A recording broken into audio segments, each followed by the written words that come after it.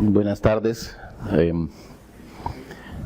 Me siento halagado por la invitación a FOSDE en un foro que realmente además me siento como en casa, de ver este grupo de ex alumnos.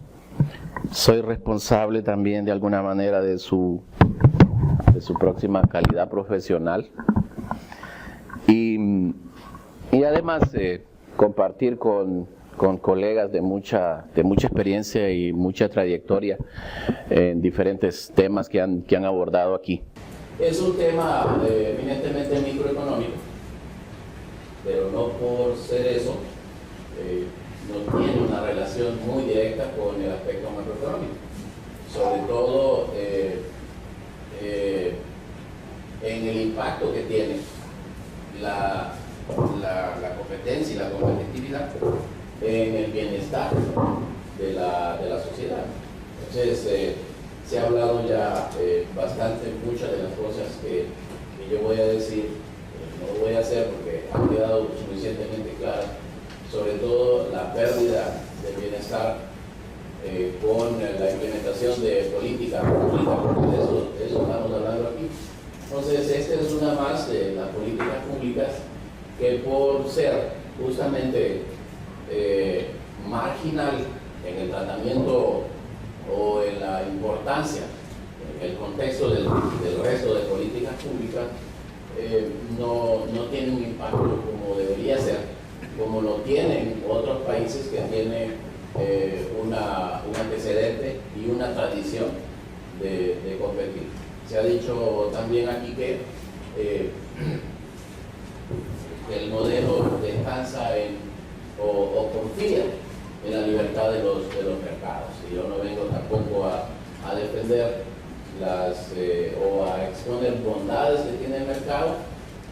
Como todo, puede tenerlas, tiene bondades y tiene también defectos que hay que escudriñarlos.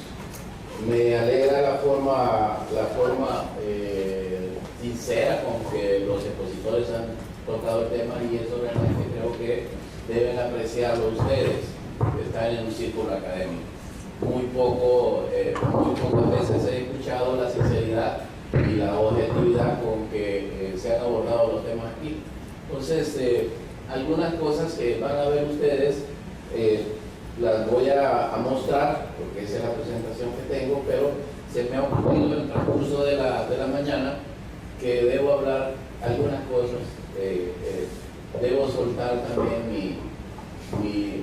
mi arsenal de realidades en este aspecto, ¿verdad?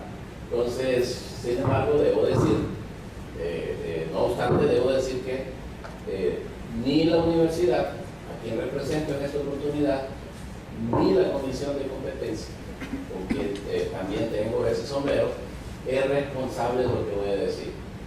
Soy responsable absolutamente de lo que voy a decir.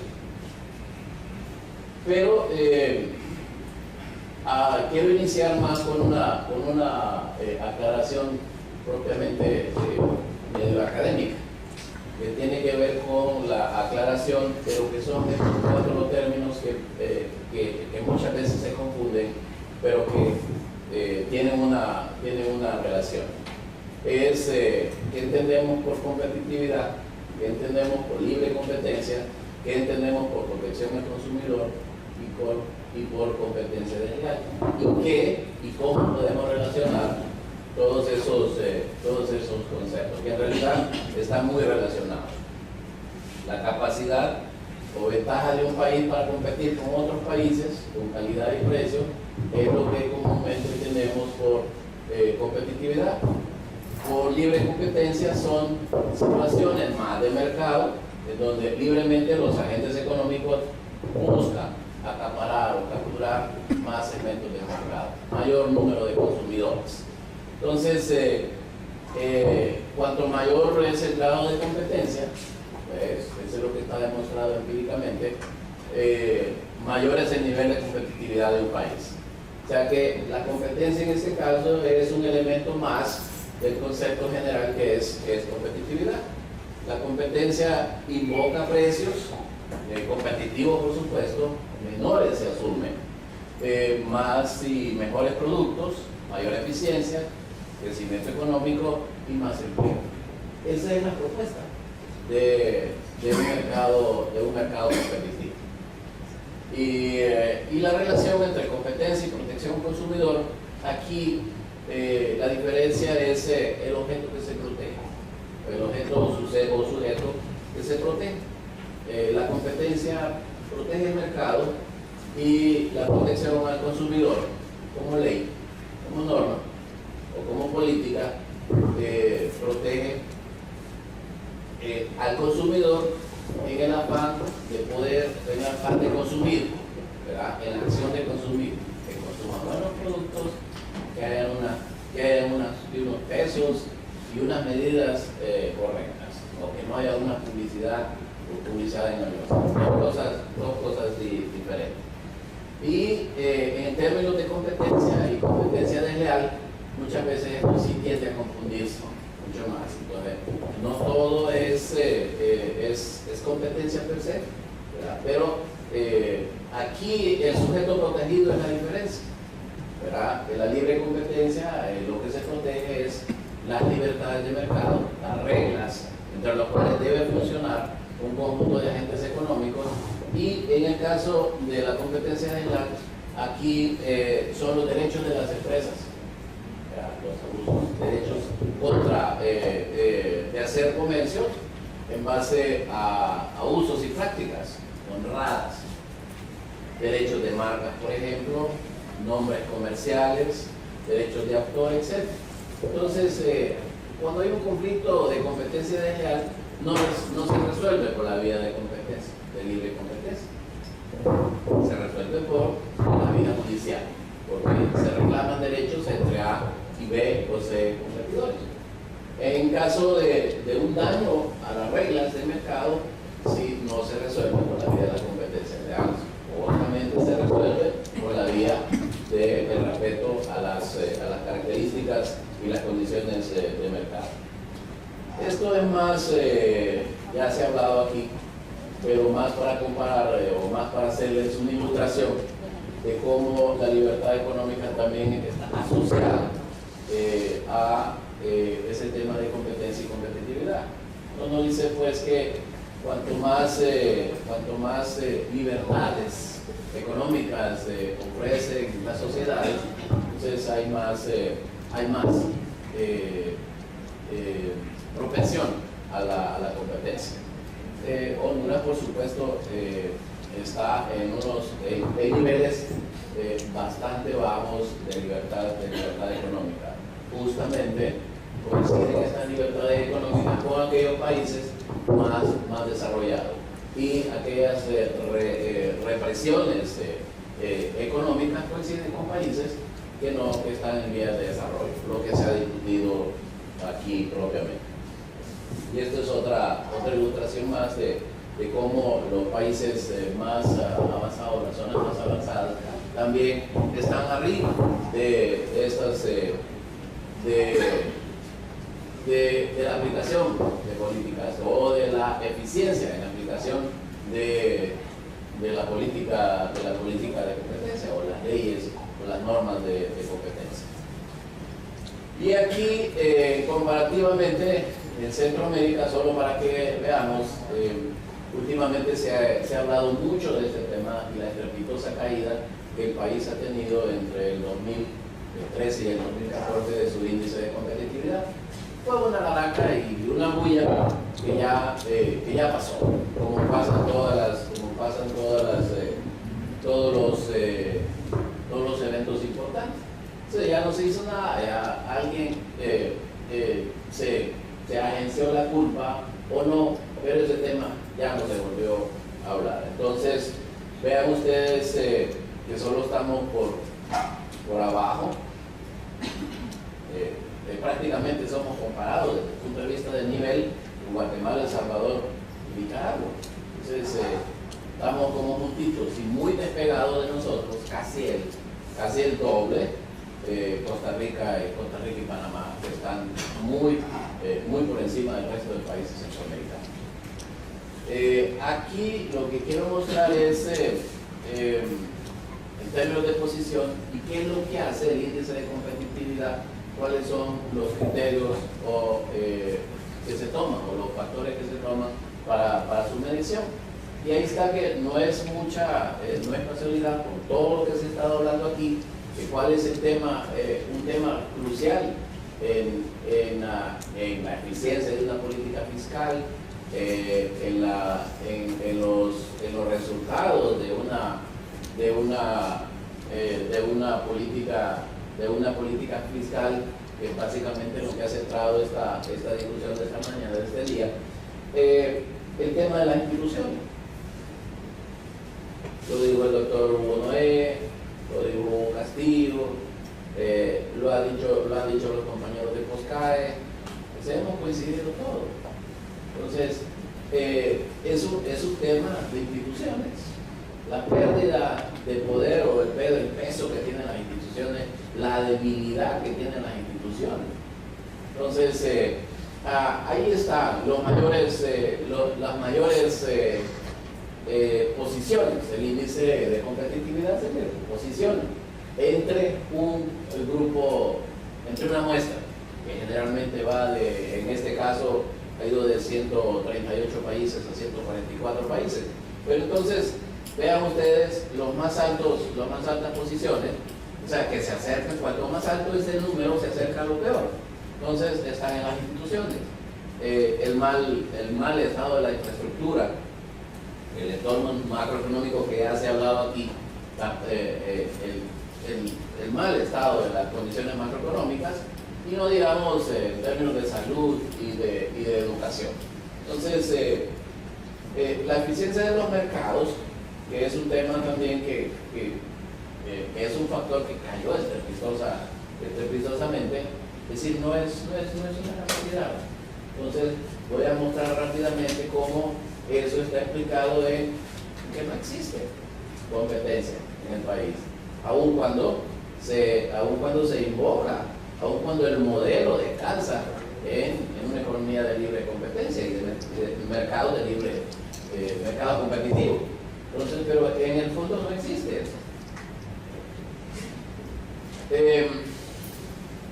El pilar sexto, que es la eficiencia en los mercados, pues, más para ilustrarlos, pero quizás les pueda decir muy poco, pero lo que tengo a la izquierda son los diferentes factores por los cuales se mide la eficiencia de los mercados. ¿Verdad? La intensidad de la competencia local, qué tan profunda o qué tan débil es la competencia en el mercado local. ¿Existe o no existe? ¿Qué grado de competencia tenemos? ¿Qué niveles de competencia tenemos? Entonces, y así ese conjunto de factores que ustedes lo pueden revisar en su CD que les están entregando. Esto ya se habló de ello, pero solo quiero recalcar, sí, para poner atención y por supuesto que da la razón de todos los compañeros de POSCAE, qué es lo que teníamos entre los 50 y los 80 y qué es lo que tenemos a partir de los 90. Esto ya no es una novedad. Pero lo último que podemos, que yo quisiera recalcar o hacer énfasis son las consecuencias de este modelo de desarrollo hacia adentro, que ustedes conocen. Entonces, ¿qué nos dejó? Un sector industrial ineficiente, ¿verdad? Que no sobrevive sin protección.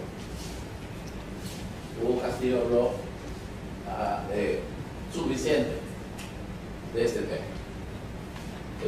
Estructuras de mercado monopólicas o oligopólicas con alta capacidad productiva ociosa, que los consumidores tenemos que pagar por medio de precios. Precios altos de bienes y servicios de mala calidad. Entonces, eso es realmente el trasfondo de toda una política de competencia. Y al final, ¿Qué es lo que queremos demostrar? ¿Qué es lo que quiero decir yo con estos 6 puntos que tengo a mi derecha? Fin del modelo, inicio de otro, que ya se ha explicado, implementación de procesos de ajuste, que ya también se ha explicado, la desregulación, la liberalización, la apertura comercial y la privatización, ¿verdad? Transferir esa función del Estado al mercado, la función esa de producir bienes y servicios, ¿verdad? Libre mercado como mejor alternativa de crecimiento económico, excepto con esas fallas, excepto el control de esas fallas de estos mercados. Control, ¿cuáles son esas fallas? O mercados o estructuras o estructuras irregulares, monopolios, oligopolios, los duopolios, que difícilmente se van a erradicar, pero hay que controlarlas, ¿verdad? Ya el mismo Stigler en su mención, la locución a este tema, digo, los mercados son buenos, ¿verdad? Hasta donde no caminen solos o hasta donde no sean regulados. La necesidad de regular, limitar el poder de una empresa o de una industria, ¿verdad? Eso es al final lo que dio origen a una ley de competencia. Más concretamente, aquí en mi derecha, lo que tengo es una forma de medir el grado de concentración de un mercado o de una industria. Entonces, no es la única, por supuesto, para medir eso, pero lo que quiero mostrarles es el IHH, el Heffernan-Piersman Index. Entonces, nos mide el grado de concentración de una industria, va de 0 a 10.000. 0 para indicar que es una única empresa y 10.000 para indicar una competencia perfecta. Entonces, entre un estándar aceptado universalmente es entre 0 y 1.800. Estados Unidos ya ahora ha incrementado ese nivel a 2.000. Entonces, 2.000, uno dice, son mercados, si bien, aunque sean estructuras irregulares, pero funcionan con algún nivel de competitividad o de competencia. Entonces, pero arriba de esos estándares, arriba de 1.800 o de 2.000, son mercados concentrados y por lo tanto son figuras que potencian las prácticas y las conductas competitivas. Entonces, es por una estructura irregular que entra todas esas ineficiencias que han mencionado mis colegas anteriores. Entonces,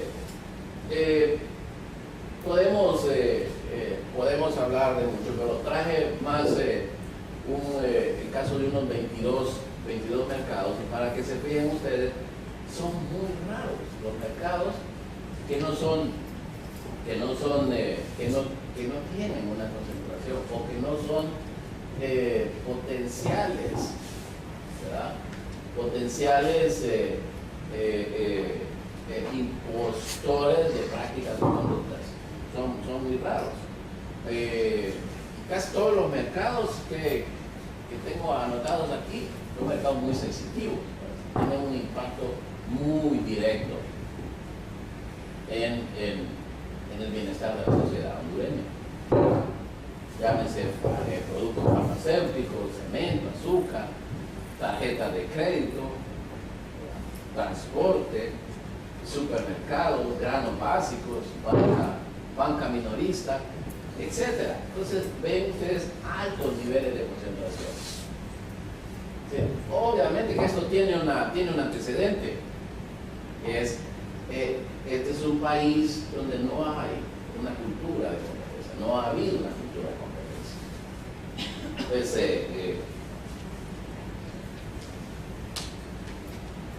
me atrevo a decir que la aplicación de una política de competencia es complicada. Aquí aparentemente todo es complicado.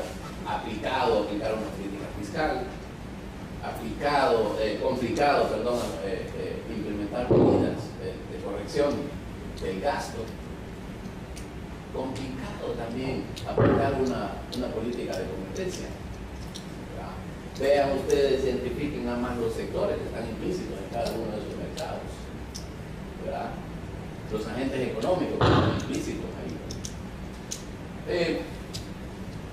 De esas unas 35 estructuras, para decirles, más de casi todas son irregulares, muy pocas competitivas, y aquella competitiva es una competencia un poco rara, mentirosa si se quiere. Sí, porque uno tenía ahí en el cuadro anterior granos básicos como un bien que se producen nada más de manera competitiva, digo entre comillas, pero aguas abajo no hay competencia. Industrialización de frijoles, son unas 4 empresas. Industrialización de maíz, igual. Entonces hay más bien barreras enormes a la entrada de otros competidores ahí. Convenios impuestos a productores para fijar ciertas condiciones, precios, especialmente. Entonces, mercados altamente concentrados que muestran ineficiencias, capacidad ociosa que tenemos que pagar a todos.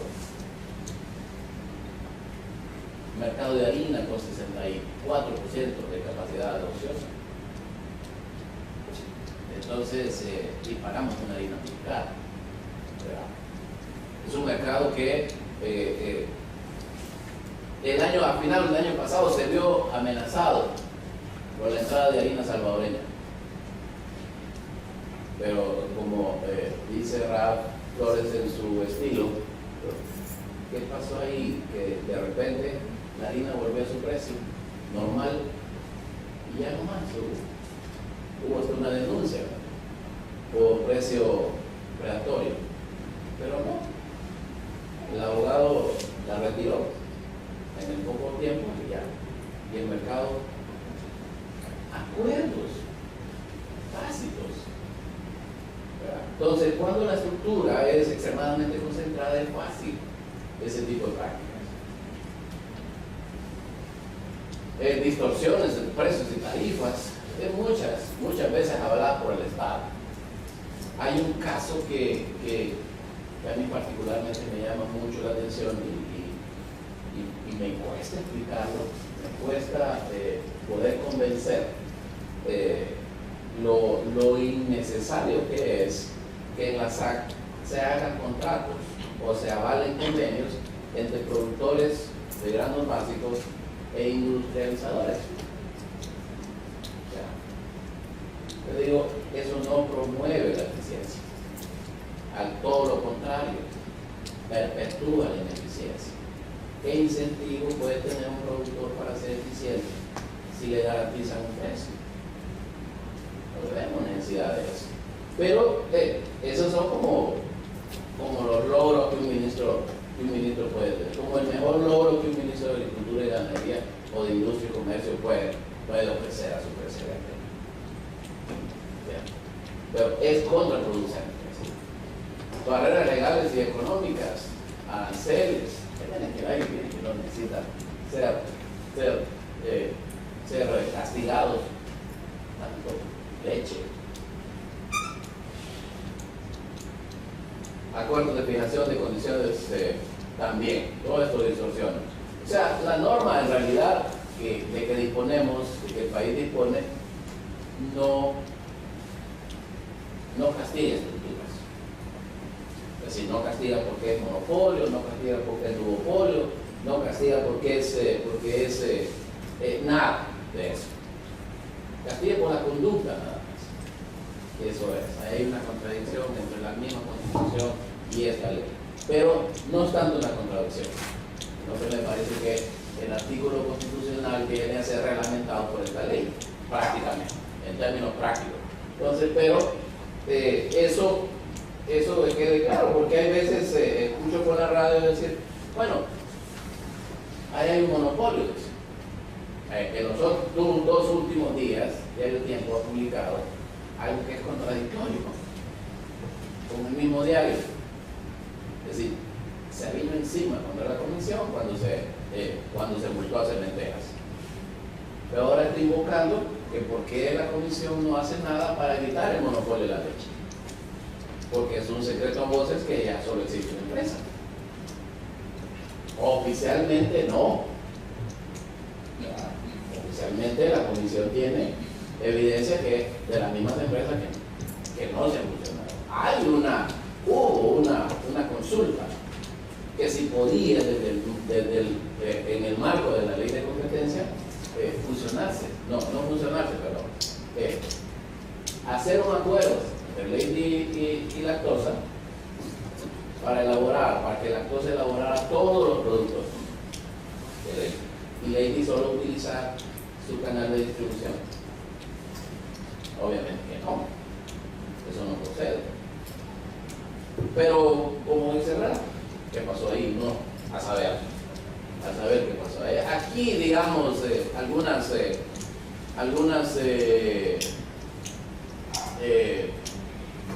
cuestiones de la no existencia de competencia. Voy a pasarlo un poco rápido. Solo quiero mencionarles que ese último, ¿verdad? Que por ciertas medidas o ciertas decisiones que toma el Congreso Nacional, hubo un momento en que el Congreso aquí congela precios. Entonces, no sé si hace 2 años, a principio, congeló los precios de los útiles escolares. Entonces, y no se dieron cuenta qué tipo de mercado es. No, es un mercado competitivo. Para ustedes, si ven, hay cualquier cantidad de este tipo de bolígrafos. Cualquier cantidad de bolígrafos. Para escoger, por supuesto, la diferencia de precio y la calidad entre uno y otro. Pero hay una variedad. Eso es lo que el mercado ofrece. Entonces, sin embargo, nos dicen, hicimos un estudio nosotros, hicimos una recomendación, no es procedente, no es contraproducente congelar los precios. ¿Cómo que quiera congelar los precios de las tarifas del transporte en Semana Santa? O las tarifas de los hoteles en Semana Santa. Ese es normal. Ese es un problema de oferta y demanda. Entonces, dijo el chinito de Jeep, el gobierno dijo, me congela este cuaderno, yo lo pensaba dar a 15 lempiras, pero él me lo congela en 19. Entonces me favoreció. Y así casi toda la canasta de útiles escolares que definimos para eso. Hay otras cosas malas que no están aquí, como dice uno pero sí. Entonces, lo complicado en este tema es cómo se defiende la competencia con las interacciones de grupos de poder económico y el poder que tienen estos grupos económicos. Entonces, uno dice, bueno, cumplimos nuestra parte como comisión e impusimos una multa porque creemos que se la tiene ganada. Pero el juzgado no vota. El juzgado echa a perder todo eso. Entonces, recuerdo que en el caso de la imposición de la multa de las cementeras, inmediatamente dos prominentes, muy conocidos diputados, que están también buscando la reelección, interpusieron un recurso de inconstitucionalidad. Es decir, nos llamó la atención porque no era ni contra la medida, porque ahí fue por colusión y reparto de mercado. Colusión en la fijación de precios y reparto de mercado. En esa misma resolución impusimos también la prohibición al gobierno que se abstenga de compra directa de ese producto, que bien puede hacerlo a través de una licitación, como lo establece la ley. Ya todos sabemos de los 1.000 millones de despidos. Esto es una compra rápida. ¿Qué emergencia de ahí? Entonces, y se impuso esa. Afortunadamente, la Sala Constitucional la dictó improcedente y no prosperó. Que si la sala constitucional de hoy que si hubiera sido la sala constitucional de hoy, la perdemos. Bueno, siempre la vamos a perder, pero la perdemos en esa instancia. Pero, ¿qué pasó en el tema de azúcar? Impusimos otra. Las multas deben pagarse primero y después deben pelearse. Eso dice la ley. Pero no, el juzgado la admitió sin pagar. Nos fuimos a recursos y la sala constitucional dijo no al lugar. Procede, no paguen azúcar.